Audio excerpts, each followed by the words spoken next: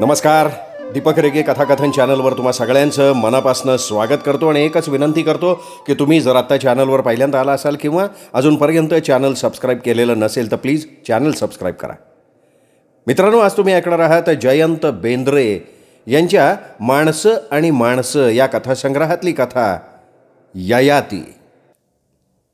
गाडीचा वेग कमी झाला आणि ती त्या छोट्याशा स्टेशनवर अलगदपणे थांबली. ययाती दरवाज्यातच उभा होता. हातातली बॅग सावरत त्यांनी त्या स्टेशनवर उडी मारली. आजूबाजूला पाहिलं. स्टेशन अगदी चिमुकलं होतं. एक निंबोणीचं झाड, एक हौद, एक छोटीशी मोरी. नेहमीप्रमाणे एक कुत्रं पाय दुमडून शांतपणे सावलीत बसलं होतं. प्रवाशांना बसायला एकुलतं एक दगडी बाकडं होतं. इतक्यात कर्कशपणे शिट्टी वाजली. शिट्टी वाजली आणि ययाती भानावर आला. गाडी हळूहळू स्टेशन सोडत होती. गाडीनं वेग घेतला आणि ती दिसेनाशी होईपर्यंत ययाती एकटक तिच्याकडे बघत होता. गाडी निघून गेल्यानंतर निर्जीव रूळ तेवढे शिल्लक राहिले. आसमंतातला कोलाहल शांत झाला. ययातीने एक निश्वास टाकला. त्या गाडीच्या निघून जाण्यानं त्याचा पूर्वीच्या जगाशी असलेला संपर्क पूर्णपणे तुटला होता. शांतपणे चालत त्या दगडी बाकावर जाऊन बसला तो. आता तो मुक्त होता. त्याला कसलीच घाई नव्हती. इथून पुढचं आयुष्य काय असेल, कसं असेल, सगळंच अंधारात होतं. त्यांनी बॅग आपल्या मांडीवर घेतली आणि हनुवटीवर हात टेकून तो समोरच्या रस्त्याकडे बघत राहिला. ययाती एका मध्यमवर्गीय सुखी कुटुंबात जन्मला. यथावकाश शिक्षण झालं. सर्वसामान्याच्या आयुष्यात जे घडतं तसंच त्याच्या आयुष्यात घडलं. काही सुखाचे दिवस, काही दुःखाचे. काही गोष्टी मनाविरुद्ध, काही मनाजोगत्या. आयुष्यात तीव्र दुःखाचे, तीव्र निराशेचे प्रसंग आलेच नाहीत. प्रवाहाप्रमाणे तो वाहत होता. आता एका प्रसिद्ध कंपनीत लठ्ठ पगारावर काम करत होता. सर्वसामान्याला हवी असलेली सर्व सुख हात जोडून उभी होती. पैसा होता, बंगला होता, गाडी होती. कंपनीच्या पार्टीमध्ये कधीतरी ड्रिंक घेतलं, सिगरेट ओढली. मग अशा पार्टी आठवड्यातनं 2-3दा होत गेल्या. कधी कधी घरी एकटं असलं की पेग मारायची हुक्की यायची. मित्रांबरोबर रेस खेळला, पत्ते खेळला. कंपनीच्या कामासाठी परदेशी गेला तेव्हा स्त्री सहवासाचा अनुभव घेतला. हे शारीरिक सुख मग त्यांनी जाणतेपणानं उपभोगलं. त्यात मग उच्च, नीच, गरीब, श्रीमंत, देशी, परदेशी असा भेद मानला नाही. सर्व सुखांचा, सर्व उपभोगांचा मनसोक्त आस्वाद घेतला त्यांनी. या सगळ्या आयुष्यात त्यांनी लग्नाचा फारसा विचार केला नाही. घरी आग्रह करायला कोणी नव्हतं. आई वडील वाट बघून सांगून थकले आणि पहिलं तरी गेले. जवळचं असं कोणी नव्हतं. एक काका होते पण त्यांचं सगळं कुटुंब अमेरिकेत होतं. आत्या होती पण आपल्याच संसारात मशगूल होती. सारांश, तो त्या अर्थानं एकटा होता. लग्न करावं असं तीव्रतेनं कधी वाटलंच नाही. खरं म्हणजे सगळं आयुष्य असंच गेलं असतं. पण त्या दिवशी तो असाच ऑफिसच्या टूरवर म्हणून एका नव्या गावाला गेला होता. गाव कसलं, शहर होतं ते, पण रमणीय होतं. निसर्गानं मुक्त हस्तानं उधळण केली होती. त्यात परत पावसाळ्याचे दिवस. रात्री पार्टी होती खूप उशिरापर्यंत. अगदी पहाटे त्याला जाग आली.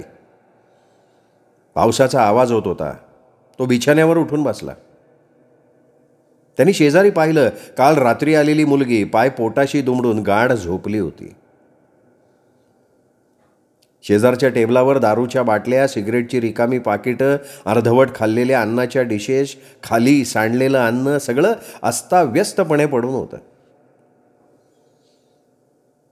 आपल्या शरीराला आणि तोंडाला त्या दारूचा, जेवणाचा, सिगरेटचा आणि त्या मुलीच्या अंगाचा वास चिकटलाय असं जाणवून त्याला एकदम किळस वाटली. अस्वस्थपणे उठून तो समोरच्या दरवाजापर्यंत चालत गेला आणि त्यांनी दरवाजा उघडला. वाऱ्याचा प्रचंड झोत आला आणि त्याचं अंग शहारलं. त्याबरोबर पलंगावर झोपलेल्या त्या मुलीनं थंडीनं अंग अधिकच आखडून घेतलं. त्याला काहीसं अपराधी वाटून त्यांनी एक पांघरूण तिच्या अंगावर टाकलं. अचानक मिळालेल्या त्या पांघरुणाच्या उभेनं तिने ते अधिकच लपेटून घेतलं. डोळे किंचित उघडले आणि स्वतःशी हसून परत एकदा ती गाढ झोपून गेली. तो तसाच वरांड्यात गेला. पावसानं आपलं जाळं विणलं होतं. तो भुरूभुरू पडत होता. त्यातून कोवळ्या उन्हाचे किरण आरपार गेले होते. सगळा आसमंत भारल्यासारखा वाटत होता. अगदी समोर हिरवेगार डोंगर उन्हानं आणि पावसानं न्हात होते. ते सगळंच वातावरण असं मोहमयी होतं की तो तसाच चालत चालत बाहेर आला. निसर्गानं बोलवल्यासारखा तो तसाच चालत राहिला. पण मनातल्या गुहेतनं काहीतरी बाहेर येत होतं. इतके दिवस जाणवलेलं, अस्वस्थ करून गेलेले असे अनेक विचार त्याच्या मनात वादळासारखे घोंगावत होते. तो जसा जसा आपल्या मनात बुडी मारत होता तसे तसे ते विचार एखाद्या भुईनळ्यासारखे वर वर यायला लागले. खरं तर ते विचार फार पूर्वीपासून दबा धरून होते, पण त्यांनी ते निग्रहानं दडपून टाकले होते. नोकरी करत असताना त्यांनी बुद्धीच्या बळावर झेप घेतली होती, पण अस्वस्थ करणारे हे विचार त्याच्या मनात खोलवर रुतलेले होते. कधी त्यांनी ते विचार कामात, कधी व्यसनात, कधी स्त्री देहात विरघळून टाकले होते. पण आता ते पूर्णपणे जागे होऊन पूर्ण ताकदीनुसार बाहेर आले होते. ययातीने त्या विचारांना दाबायचं नाही असं ठरवलं आणि तो मुक्तपणे त्यांना सामोरा गेला. आपण नेमकं कशा करता जगतो? आपल्या जगण्याचं प्रयोजन काय? एवढ्या अफाट विशाल पसाऱ्यात आपलं नेमकं स्थान काय? जर परमेश्वर असला तर त्यांनी मला जन्माला कशाला घातलं असेल? सगळी सुख उपभोगत असताना आपल्याला रिक्त का वाटतं? आतून पोकळ पोकळ का वाटतं? सगळी सुख उपभोगत असताना आपल्या मनात अशांतता, अस्वस्थता का असते? आपण मेल्यावर नेमकं कुठे जातो? आपण मरणार कधीतरी एकदा हे नक्की आहे. तरीही आपण कुठल्या अट्टाहासानं जगत असतो? कित्येक रात्री आपण असे अचानक जागे व्हायचो, मग झोप येण्याची गोळी घ्यायची किंवा दारूनं ती जीवघेणी तडफड संपवून टाकायची. पण ही तात्पुरती मलमपट्टी. आतली जखम तशीच ओली ताजी राहायची. आपल्याला लग्न करावं असं अगदी मनापासून कधी वाटतच नाही. लग्न, मग सुबकशी सुंदर बायको, मग सहजीवन, रुसवे फुगवे, शृंगार, मुलं बाळं, त्यांचं संगोपन, त्यांची काळजी, त्यांच्या भवितव्याची तरतूद. लग्न करूनही ती अस्वस्थता, अशांती संपली नाही तर आणखीन एका जीवाला फसवायचं. प्रश्न प्रश्न आणि प्रश्न. एखाद्या वारुळातून मुंग्या बाहेर पडतात तसे अनेक प्रश्न. विचार व्हायला लागले. चालता चालता तो खूप दूरवर गेला. आसपास कुणी नव्हतं. एका दगडावर तो बसून राहिला. आसपास नीरव शांतता होती. पाऊस भुरूभुरू पडत होता. समोर धुक्याचा पडदा होता. आज आपण खऱ्या अर्थानं एकटे आहोत. आज खरा थेट संवाद. हीच वेळ होती काहीतरी निर्णय घ्यायची. झालं एवढं बाद झालं, ही कोंडी फुटली पाहिजे. मरेपर्यंत ही अस्वस्थता, हरवलेपण, अशांती हे सगळं जोपासत राहणं अशक्य आहे. काही निर्णय एकट्यानं घ्यायचे असतात आणि ते अंतिम असतात. कोणाला कसला सल्ला विचारायचा नाही, कारण नेमकं मनात काय आहे हे आपल्यालाच फक्त माहिती आहे. या अशांतीबद्दल, जगावेगळ्या विचारांबद्दल तो अनेकांशी बोलला होता, पण ती नुसती वांझ चर्चा होती. काही लोकांनी चुटकीसरची प्रश्न सोडवला होता, काही लोकांना कसलंच आकलन झालेलं नव्हतं, काही लोकांनी तत्त्वज्ञाचा आव आणून भलताच उपदेश केला. त्याची एक मैत्रीण तर या सगळ्या गोष्टी बोलल्यावर अंगात आल्यासारखी हसतच सुटली. तेव्हा काय ते आपणच ठरवायचं. आहे हे जीवन पुस्तक बंद केल्याप्रमाणे बंद करायचं. मग नवजीवन कुठे, कसं? त्याला आठवलं, एकदा त्यांनी सत्यवादी आश्रमाचं नाव वाचलं होतं. थोडीशी माहिती होती, पत्ता होता. आता अज्ञात प्रदेशातच पाऊल टाकायचं त्याचा निर्णय झालेला होता. किती थोड्या वेळात तो भूतकाळाचा प्रवास करून आला होता. सत्यवादी आश्रम या गावापासून जवळ होता. त्याची सगळी माहिती त्यांनी अगोदर कळवलेली होती. बॅग हातात घेऊन तो आला आणि स्टेशनच्या बाहेर पडला. बाहेर अगदी माफक गर्दी होती. 2 टांगे उभे होते. गाव अगदी छोटं होतं. कसलीच घाई धावपळ नव्हती तिथे. तो टांग्यात बसून निघाला. बराच वेळ प्रवास करत टांगा एका दुमजली घरासमोर थांबला. आजूबाजूला लहान लहान घरांचा समुदाय होता. सर्वत्र जाणीवपूर्वक झाडं वाढवली होती. सगळा परिसर अत्यंत शांत स्वच्छ होता. त्यांनी बॅग हातात घेऊन त्या घरात प्रवेश केला. ते संस्थेचं कार्यालय असावं. समोरच्या टेबलावर कागद ठेवून एक स्त्री काहीतरी लिहित होती. तो खाकरला. त्या युवतीनं मान वर केली. शुभ्र साडी घातलेली ती त्याच्याकडे बघत राहिली. तो बऱ्यापैकी देखणा होता. चटकन छाप पडेल असं त्याचं व्यक्तिमत्व होतं. ती त्याला आतल्या खोलीत घेऊन गेली.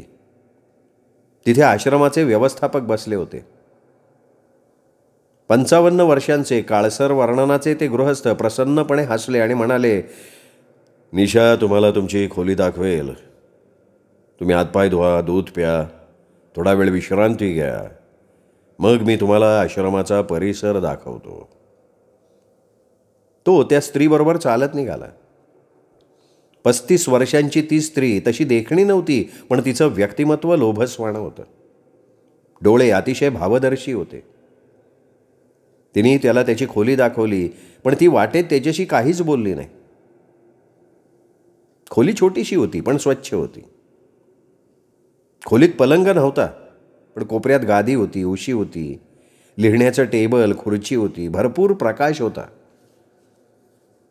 हातपाय धुवून तो खुर्चीवर बसून राहिला. सर्वत्र नीरव शांतता होती. आता कसलीच घाई नव्हती. काहीच करायचं नव्हतं. त्यांनी घड्याळात बघितलं. आत्ताची वेळ ऑफिसमध्ये किती प्रचंड तणावाची, गडबडीची असते. फोन, व्हिजिटर्स, डोकं उठून जायचं. आता सगळं संपलं होतं. मनात कसलाच विचार नव्हता. खरंच नव्हता मनात कुठलाही विचार. होता. आपली तगमग इथे तरी शांत होईल का? कोणास ठाऊक. पाऊल तर उचललंय. आता फक्त शोध घ्यायचा आहे खऱ्या शांततेचा, खऱ्या सुखाचा. आश्रमाचे व्यवस्थापक सुखात्मे आत आले आणि म्हणाले, चला. आश्रमाचा परिसर चांगलाच मोठा होता. आश्रमातर्फे शेती केली जात होती. दुग्ध व्यवसाय होता. भाजीपाला लावला जात होता. आश्रमातल्या लोकांच्या कमीत कमी असलेल्या गरजा पूर्ण होतील असं पाहिलं जात होतं. आश्रमातली शिस्त अतिशय कडक होती. प्रत्येकाला पहाटे उठावं लागत होतं. सर्व आटोपून एका मोठ्या हॉलमध्ये सामुदायिक प्रार्थना होत होती. ही प्रार्थना आश्रमाचे गुरुजी घ्यायचे. नंतर योगासन, ध्यानधारणा, मग भोजनगृहात हलकासा नाश्ता. नंतर प्रत्येकाला सवयीनं श्रमाचं काम शेतात करायला लागे. आश्रमाची काही कामं प्रत्येकाला आवडीनुसार, व्यवसायानुसार देण्यात येत. प्रत्येकाला आपापलं काम करावं लागे. आश्रमात नोकर नव्हतेच. मग जेवण, विश्रांती. प्रत्येकाला स्वतःचा म्हणून वेळ देण्यात येत असे. आश्रमाची स्वतःची मोठी लायब्ररी होती. जगातले उत्तमोत्तम ग्रंथ तिथे होते. वाद्यांचे, विविध छंदांचे वर्ग भरत. चित्रकला, संगीत विषयातले तज्ज्ञ लोक हा छंद वर्ग घेत. आश्रमाच्या मागे एक मोठं जंगल होतं. ते आहे तसं वाढू देण्यात आलं होतं. त्या जंगलात फिरता येत होतं. प्राण्यांचं, पक्ष्यांचं, वृक्षांचं निरीक्षण करता येत होतं. सगळ्यात महत्त्वाचे म्हणजे सर्वत्र कमीत कमी शब्द बोलले जात होते. फक्त जरुरीपुरतं बोलायचं. इतर वेळी सर्वत्र मौनाचं साम्राज्य. ययाती ते सगळं बघून हरखून गेला. अशा तऱ्हेचं आयुष्य जगायला मिळू शकतं? त्याला आश्चर्य वाटत होतं. दुसऱ्या दिवसापासून त्याचा दिनक्रम सुरू झाला. पहिल्यांदा तो शेतावर काम करायला गेला तेव्हा त्याला कुदळ आणि फावडं देण्यात आलं. शेतातल्या त्या मातीत त्याने आपले हात खुपसले तेव्हा त्याला वेगळीच भावना झाली. त्याच्या लक्षात आलं की गेल्या कित्येक वर्षात मातीचा स्पर्श आपल्याला झालेलाच नाहीये. मातीचा स्पर्श इतका मऊ आणि थंड असू शकतो? शेतात त्याचा घाम निघाला. आत्तापर्यंत केलेल्या विविध व्यसनांमुळे आणि बाहेरचं अन्न खाल्ल्यामुळे शरीर पोकळ बनलं होतं. फक्त शरीराचा बाह्य देखावा बरा होता. शरीरामध्ये काही कस राहिलेला नव्हता. हे सगळं प्रत्यक्षात श्रमाचं काम करताना त्याच्या लक्षात आलं. दुपारी जेवताना साधी भाजी भाकरी होती, पण इतकी चविष्ट लागली. साधं जेवण तो विसरूनच गेलेला होता. असाच दिनक्रम चाललेला असताना त्याला मध्येच पूर्वीच्या जीवनाची याद यायची. ते कामातलं झपाटलेपण, पाहिजे असलेलं एखादं कॉन्ट्रॅक्ट मिळवताना केलेली सर्व पापं आणि उपाय, ती व्यसनांची धुंदी, विविध स्त्री सहवासातले ते धुंद क्षण. इथेही त्याला या नव्या जीवनक्रमाशी जुळवून घेणं अवघड जात होतं. साधना करताना सुद्धा त्याचं मन एकाग्र होत नसे. क्षणार्धात तो अनंत विचारांच्या वेटोळ्यात सापडत असे.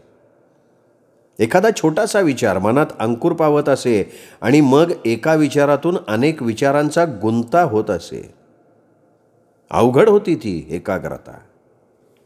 त्या दिवशी सकाळी प्रार्थना झाल्यावर ध्यानधारणेला सुरुवात झाली. तो डोळे मिटून चित्त एकाग्र करण्याचा प्रयत्न करत होता. पण एखाद्या झोपाळ्यासारखा त्याच्या मनाचा लंब खालत होता. विचार करता करता त्याच्या मनात आलं, माणसाच्या आयुष्यात षड्रिपूंपैकी कुणाचा पगडा जास्त आहे? काम, क्रोध, लोभ, मोह, मद आणि मत्सर.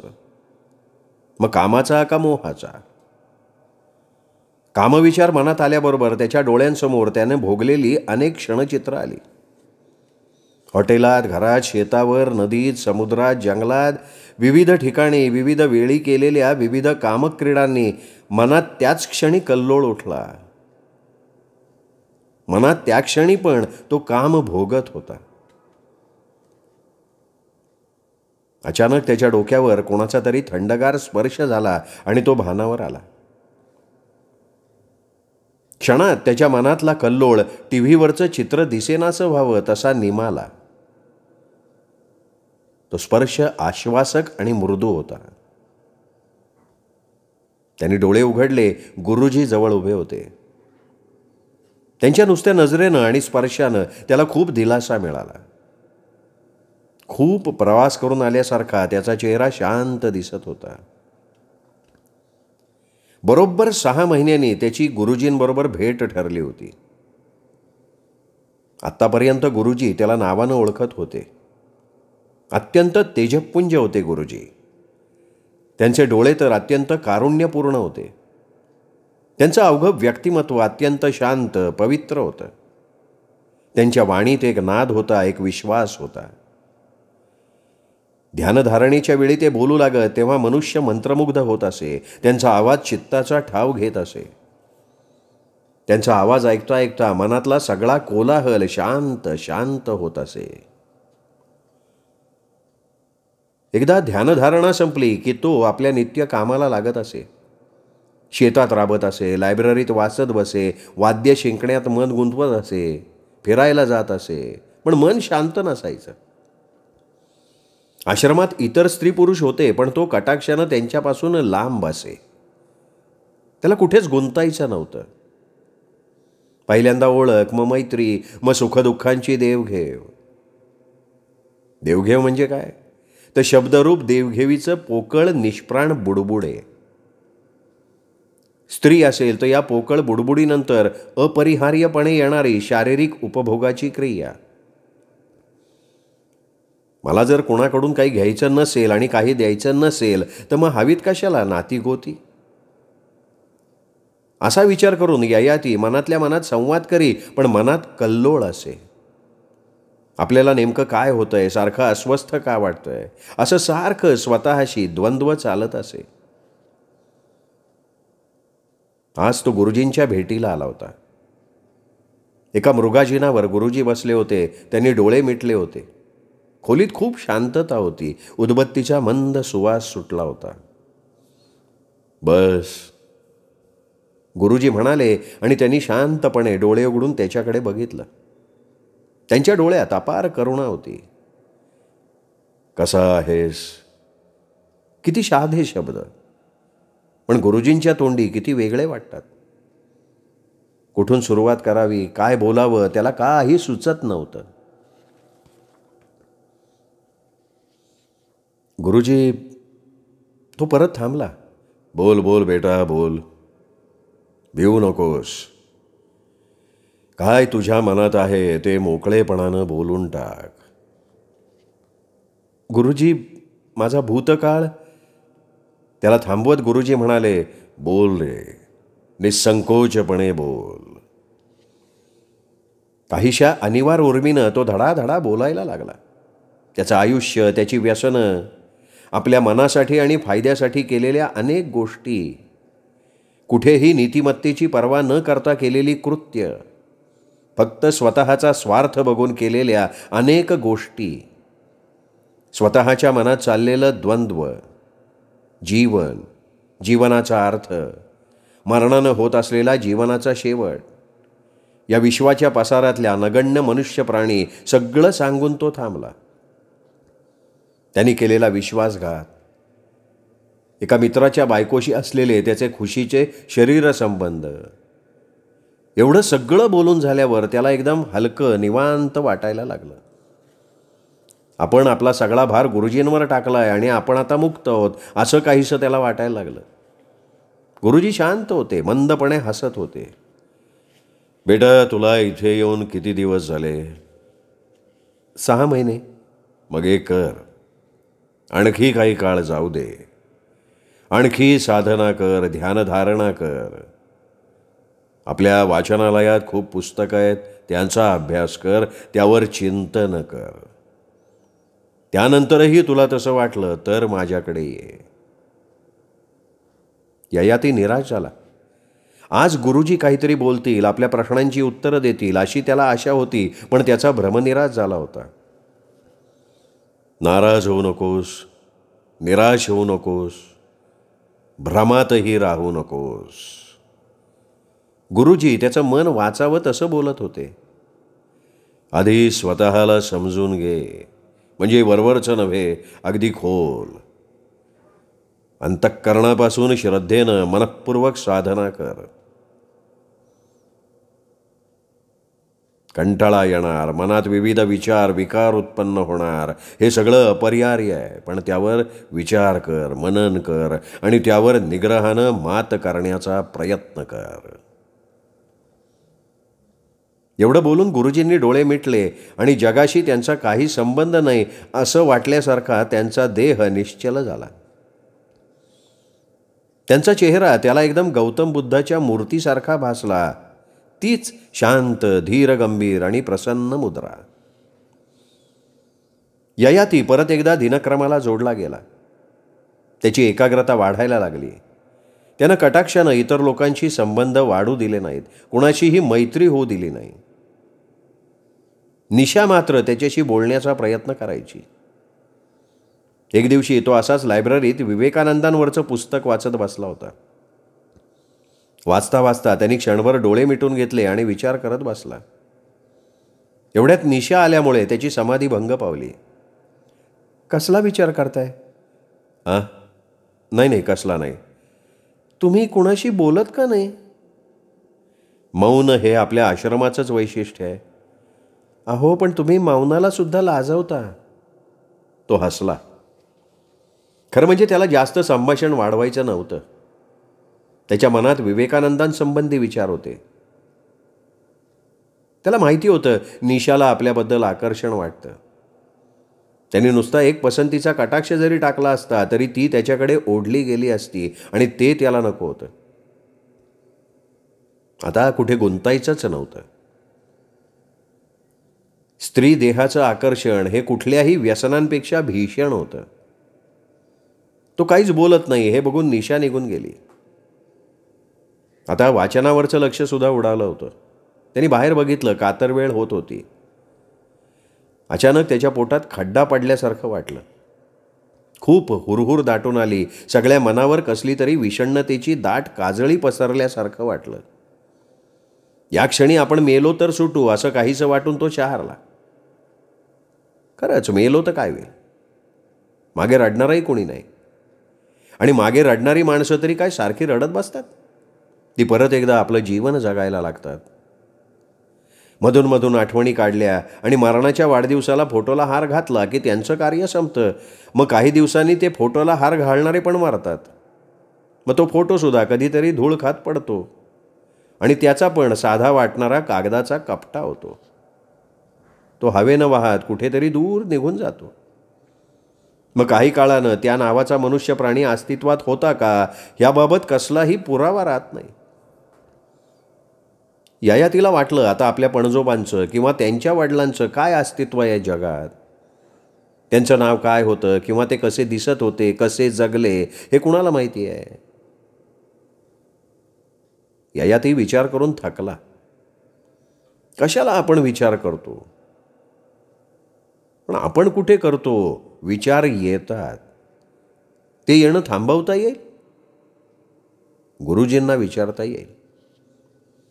लायब्ररीतनं तो आपल्या खोलीत आला, पण मन स्वस्थ नव्हतं. अन्नावर देखील वासना नव्हती, पण खूप एकटं वाटत होतं. पण समजा दुसरा कोणी असता तर काय झालं असतं? मी त्याचा किंवा तो माझा होऊच शकत नाही, कारण मन आणि शरीर वेगळंच राहणार. मग कशाला कोण पाहिजे? आपलं नाव ययाती का? आणि आपण पण ते अट्टहासानं सार्थ ठरवलं. नाहीतर आपण पण त्याचं तरुण शरीर उपयोगाला घेतलं असतं. आणि असा विचार करता करता कधीतरी त्याचा डोळा लागला. मध्येच त्याला कधीतरी जाग आली. आपल्याला अनिवार्य तहान लागली असं त्याला वाटलं, पण अंगात उठायचं त्राण नव्हतं. घसा सुकून गेला होता. शेवटी कष्टानं तो उठला आणि माठातल्या पाण्याचा शेवटी त्यांनी एक घोट घेतला. तेव्हा त्याला विलक्षण तृप्त वाटलं. खरंच पाण्याचा एक घोट म्हणजे जीवन आहे. आता त्याला खूप तरतरी वाटली. डोळ्यावरची झोप पूर्णपणे गेली होती. तो खोलीच्या बाहेर आला तेव्हा बाहेर मध्यरात्रीची शांतता होती. तो तसा चालत चालत समोरचं मोकळं अंगण ओलांडून पुढे गेला. समोर एक मोठी शिळा पडली होती. त्या शिळेला टेकून तो उभा राहिला. त्यांनी डोकं वर करून आकाशात बघितलं आणि तो हादरला. सगळं आकाश चांदण्यांनी भरून गेलं होतं. त्याचा पांढरा शुभ्र प्रकाश सर्व आसमंतावर पसरला होता. निसर्गाच्या त्या अद्भुत प्रकाशानं तो दिपला, कारण त्याला वाटलं की तो या क्षणी फक्त एकटा सजीव जिवंत आहे, कारण कित्येक मैलात कुणीच नव्हतं. सर्वत्र घनदाट शांतता. समोरचे निश्चल वृक्ष, मनुष्य प्राणी, इतर प्राणी, कीटक, पक्षी कसलीही चाहूल नव्हती. या सगळ्या पृथ्वी तलावर फक्त तो आणि तोच होता. जीवसृष्टी निर्माण होण्या अगोदर काय असेल? असंच वातावरण असेल. फक्त निसर्ग, थंड शांतता आत्ता तो एकटा हे सगळं अनुभवू शकत होता. आता त्याच्या मनात कसलेही विचार नव्हते. त्याचं मन पूर्णपणे निर्विकार झालं होतं. आपण निसर्गाचा एक भाग आहोत. कित्येक तास तो तसाच त्या शिळेवर पडून होता. त्या वातावरणाची धुंदी त्याला चढली होती. हळूहळू चांदण्या निस्तेज झाल्या. पूर्व दिशेला लालसर गुलाबी रंग दिसायला लागला. वातावरणात हालचाल सुरू झाली. पक्ष्यांचे आवाज ऐकायला यायला लागले. तसा तो भानावर आला. मनात कुठलेही तरंग नव्हते. ते शांत होतं. निसर्गाच्या त्या अद्भुत दर्शनानं त्याला खूप काही जाणवून गेलं होतं. काहीतरी कळलं होतं आणि नव्हतं सुद्धा. काही व्यक्त करायला काय जाणवलंय हे पण समजत नव्हतं. पाहता पाहता काळ लोटला. उद्या गुरुजींना भेटायला जायचं होतं. तो शांतपणे खोलीत बसला होता. आतापर्यंत आपण इथे येऊन काय काय केलं याचा आढावा घेत होता. त्याची व्यसनं सुटली होती. एकाग्रता साधली जात होती. श्रमाचं महत्त्व त्याला कळलं होतं.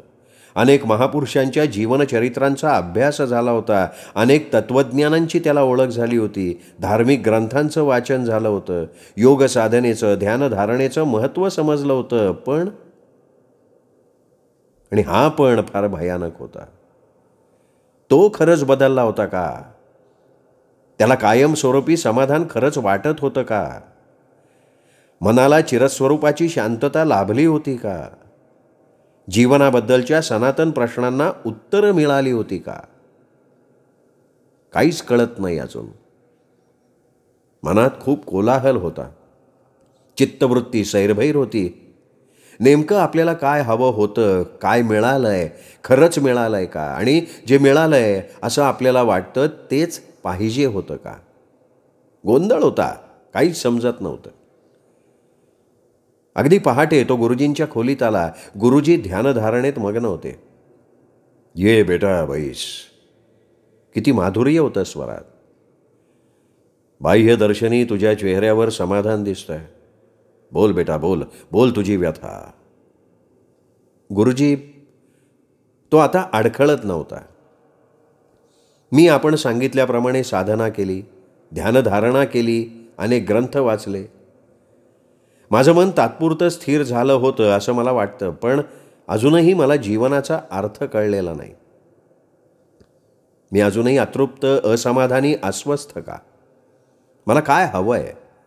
मी कसला शोध घेतोय? मला कळत नाहीये. खरंच मला कळत नाहीये. असं म्हणून ययातीनं आपले डोळे झाकून घेतले आणि मान खाली घालून तो स्तब्ध बसून राहिला. काही वेळानंतर त्याच्या डोक्यावर कोणाचा तरी हात ठेवल्यासारखा वाटला. त्या स्पर्शात कसलं तरी आश्वासन होतं. तो गुरुजींचा हात होता. उठ आणि चल माझ्याबरोबर. तो आज्ञा दिल्यासारखा उठला. गुरुजींनी त्याचा हात आपल्या हातात घेतला. आपल्या देहात कसलं तरी चैतन्य आल्यासारखं त्याला वाटलं.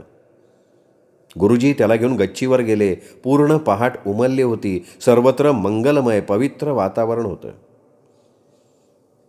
बेटा तू मागे मला भेटलास तेव्हा मी तुला साधना करायला सांगितली, अभ्यास करायला सांगितला. तुझी मी परीक्षा बघितली.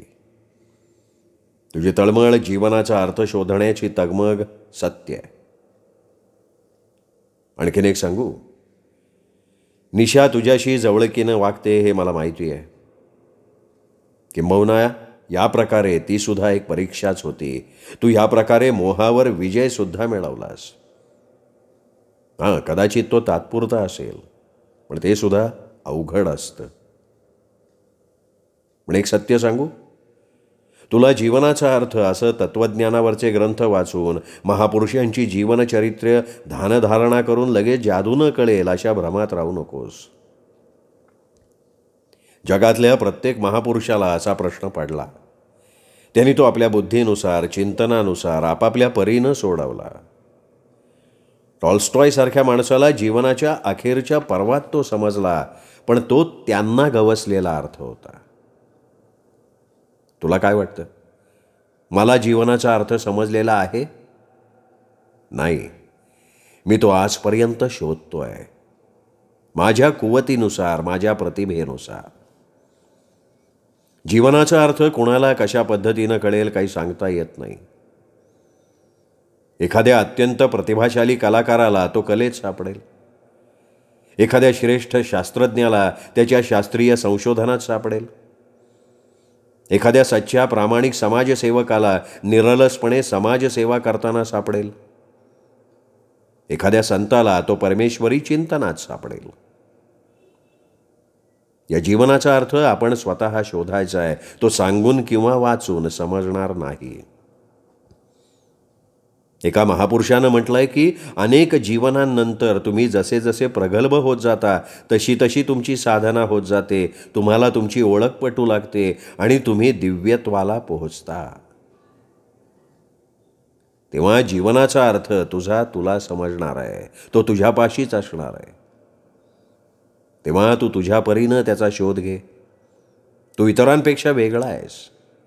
हा अर्थ शोधण्याची तुझी इच्छा आहे आणि त्या दृष्टीनं तू प्रयत्नात तरी आहेस. डोळे असूनही आंधळ्यांसारखं वागणाऱ्यांबद्दल मी काय सांगणार. तू निदान डोळे असून हे सांगू शकतोस की मला नीट दिसत नाहीये. तेव्हा हा शोध तुझा तू घे. आता असा शोध घ्यायला तू लायक झालायस असं मी समजतो. गुरुजींचे शब्द खूप लांबून आल्यासारखे वाटत होते, पण ते आपल्यात नवीन जागृती निर्माण करतायत, चैतन्य निर्माण करतायत असं वाटून ययाती सुखावला. जिना उतरून तो खाली आला तेव्हा आश्रमाच्या बाहेरचा लांब लचक रस्ता समोर दिसत होता. हा रस्ता कधी संपेल का आपली पावलं थकतील कोण जाणे. चालायला तर पाहिजे असं म्हणून ययाती चालायला लागला. मित्रांनो, ही एक वेगळीच कथा होती. कशी वाटली कमेंटमध्ये जरूर सांगा आणि चॅनल सबस्क्राईब करायचं राहिलं असेल तर चॅनलही सबस्क्राईब करा. पुन्हा भेटूयात वेगळ्या लेखकाच्या वेगळ्या कथेसह पुन्हा एकदा. तोपर्यंत नमस्कार मित्र.